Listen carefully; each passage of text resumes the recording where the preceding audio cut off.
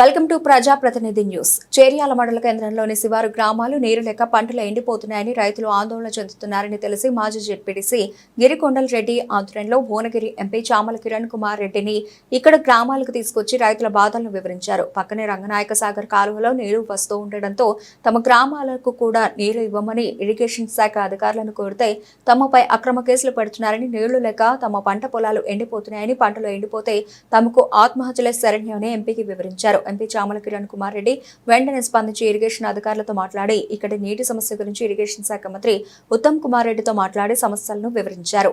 మంత్రి కూడా సమస్యను పరిష్కరిస్తానని హామీ ఇచ్చారు. ఇరిగేషన్ శాఖ అధికారులను 5 గ్రామాల ప్రజలకు నీరు అందించాలని ఆదేశించారు. తుపాస్పల్లి రిజర్వాయర్లో నీరు లేక పంటలు ఎండిపోతూ ఉంటే మీరు ఇక్కడ రంగనాయక సాగర్ నుండి నీరు వస్తున్న రైతులకు నీరు ఇవ్వకపోవడం చాలా బాధాకరమని ఆయన అన్నారు. సిద్దిపేట బీఆర్ఎస్ ఎమ్మెల్యే మాజీ మంత్రి అయిన హరీష్ రావు సాగునీటి కాలువలను ప్లానింగ్ లేకుండా చేసి ఇక్కడ గ్రామాల ప్రజలకు ఇబ్బందులు గురి చేస్తున్నారని, ఇప్పటికైనా అధికారులు ఆ తప్పులను సరిదిద్ది ఇక్కడ గ్రామాల ప్రజలకు తాగునీరు కొరత లేకుండా చూడాలని ఆయన ఆదేశించారు. ఇంకా కార్యక్రమంలో మాజీ జెడ్పీటీసీ గిరికొండల్ రెడ్డి, 5 గ్రామాల ప్రజలు, కాంగ్రెస్ పార్టీ కార్యకర్తలు, నాయకులు పాల్గొన్నారు. అర్జున్ పట్ల గ్రామంలో ఈరోజు ఇటు తపాస్పల్లి రిజర్వాయర్కి సంబంధించిన D3 కాలువ, అటు రంగనాయక సాగర్కి సంబంధించిన LD10 కాలువ, LD10 కాలువలో ఉన్నటువంటి నీళ్లు ప్రవహిస్తున్నాయి. ఎందుకంటే రంగనాయక సాగర్ నుంచి ఈ రెండు కూడా డిఫరెంట్ ఎంటిటీస్.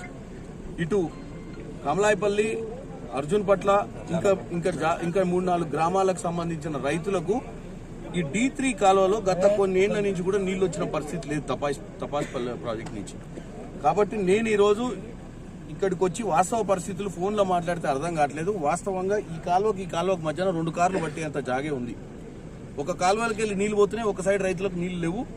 దీనికి సంబంధించి నేను ENCలతో మాట్లాడిన ఇప్పుడే, తర్వాత మంత్రి గారికి కూడా ఫోన్ చేసిన, ఇరిగేషన్ శాఖ మంత్రి ఉత్తమ్ కుమార్ రెడ్డి గారికి.